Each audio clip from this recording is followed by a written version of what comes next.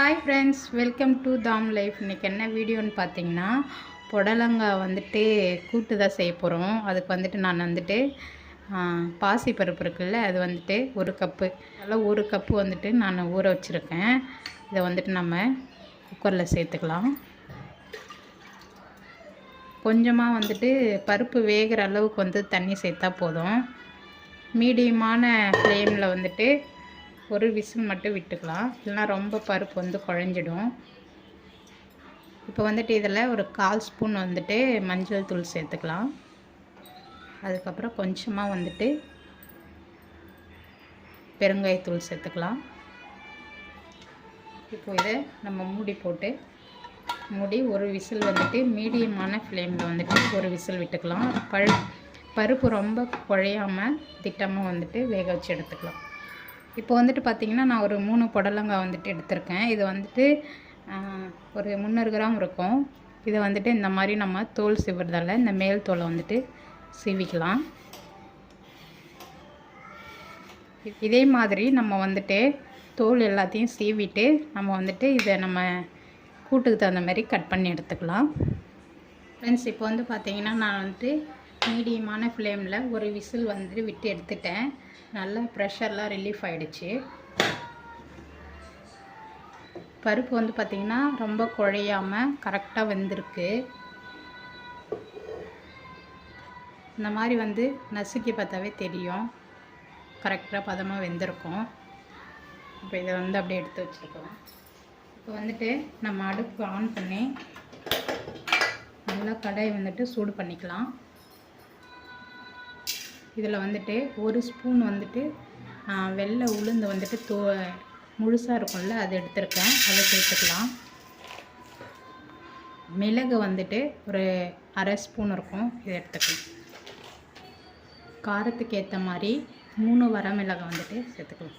இதை வந்துட்டு நல்லா பொன்னிறமாக வந்துட்டு வறுத்துக்கலாம்.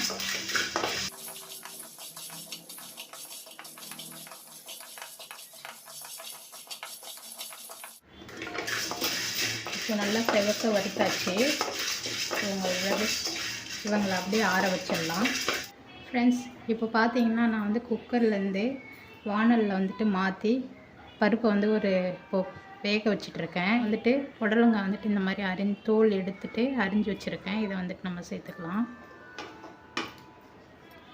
இந்த மாதிரி மூடி போட்டு நம்ம வந்துட்டு ஒரு 10 நிமிஷம் வந்துட்டு வேக வைக்கும். தண்ணி எதுவும் சேர்க்க தேவையில்லை, அதில் இருக்க தண்ணியே போதும். புடலங்காய் கொஞ்சம் தண்ணி விடும், அதனால் நம்ம தண்ணி எதுவும் சேர்க்க தேவையில்லை. ஃப்ரெண்ட்ஸ், நான் வந்துட்டு வருத்தம் இல்லையா, அதை வந்துட்டு மிக்ஸி ஜாரில் சேர்த்துருக்கேன். இது கூடவே வந்துட்டு நான் வந்துட்டு துருவி வச்சுருக்கேன் தேங்காய் வந்துட்டு கொஞ்சமாக வந்துட்டு சேர்த்துக்கலாம். ஃப்ரிட்ஜில் வச்சுருந்தேன், அதை கொஞ்சம் வந்துட்டு இதுவாக இருக்குது, ஜில்லுன்னு. தேவையான அளவு வந்துட்டு தேங்காய் சேர்த்துக்கலாம்.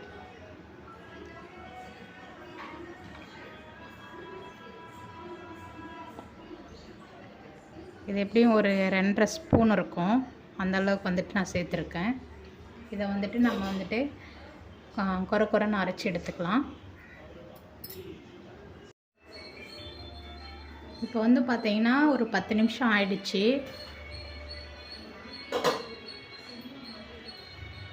பாருங்கள், நம்ம முன்னாடி தண்ணி எதுவுமே சேர்க்கல, அந்த பருப்பு வேக வச்சோம் இல்லையா, அந்த தண்ணி மட்டும்தான் இருந்துச்சு. நல்லா வந்துட்டு புடலங்காயில் வந்து தண்ணி விட்டுருக்கு. இப்போ தேவையான அளவுக்கு நம்ம உப்பு சேர்த்துக்கலாம். நம்ம அரைச்சி எடுத்து வச்சுருக்க இந்த மசாலா வந்துட்டு சேர்த்துக்கலாம். சேர்த்து நல்லா கிளறி கொடுத்துக்கலாம்.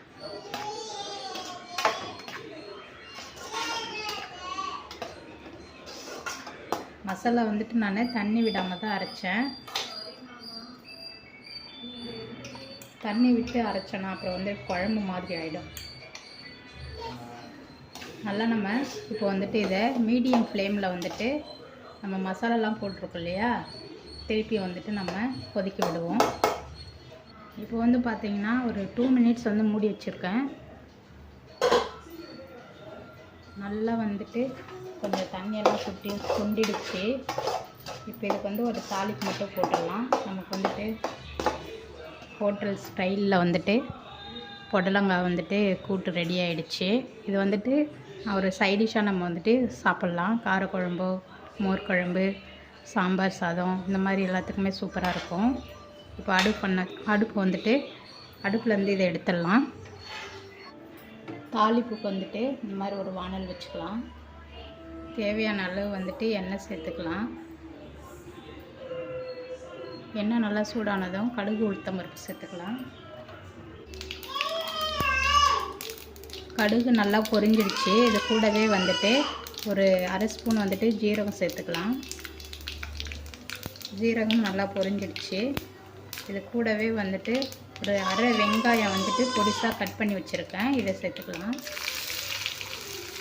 வந்துட்டு ஒரு கொத்து கருவேப்பிலை சேர்த்துக்கலாம். நல்லா வந்துட்டு வெங்காயம் பொன்னிறமாக ஆகிற வரைக்கும் நம்ம வதக்கிக்கலாம். வெங்காயம் வந்துட்டு சீக்கிரம் வதங்கி வர்றதுக்கு கொஞ்சமாக உப்பு சேர்த்துக்கலாம். நல்லா வந்துட்டு பொன்னிறமாக வதங்கட்டும். வெங்காயம் வந்து பார்த்திங்கன்னா நல்லா வந்துட்டு பொன்னிறமாக வதங்கிடுச்சு. இப்போ நம்ம புடலங்காய் கூட்டில் இதை சேர்த்துக்கலாம்.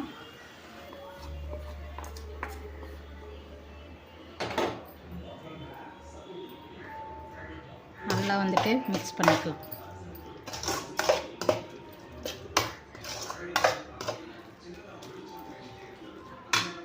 இது கூடவே வந்துட்டு மல்லி இலை வந்துட்டு பொடிசாக கட் பண்ணி வச்சுருக்கேன், இதை அப்படியே சேர்த்துக்கலாம்.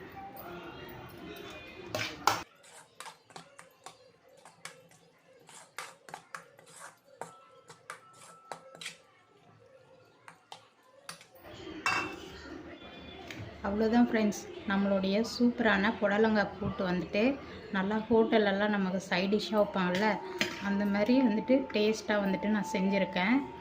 ரொம்பவே சூப்பராக இருக்கும். நம்ம வந்துட்டு காரக்குழம்பு, சாம்பார், மோர் சாதம் அந்த மாதிரி வந்துட்டு வெரைட்டி ரைஸை கூட இதை வச்சு சாப்பிட்லாம். அதுக்கப்புறம் பார்த்திங்கன்னா வெறுமனேன்னு வந்துட்டு எந்த ஒரு குழம்பும் இல்லாமல் இதை மட்டுமே வந்துட்டு சாதத்தில் சேர்த்து நெய் விட்டு கூட பிசைஞ்சு சாப்பிட்லாம். அவ்வளோதான் ஃப்ரெண்ட்ஸ். இந்த வீடியோ உங்களுக்கு பிடிச்சிருந்தா லைக் பண்ணுங்கள், ஷேர் பண்ணுங்கள், கமெண்ட் பண்ணுங்கள். மறக்காமல் எங்கள் சேனலை வந்துட்டு சப்ஸ்கிரைப் பண்ணிக்கோங்க. கூடவே இருக்கிற பெல் ஐக்கானையும் கிளிக் பண்ணிக்கோங்க. அப்போ தான் நாங்கள் போகிறத வந்துட்டு நோட்டிஃபிகேஷன் வந்துட்டு உங்களுக்கு உடனே வந்து சேரும். அவ்வளோதான். டாடா பாய்.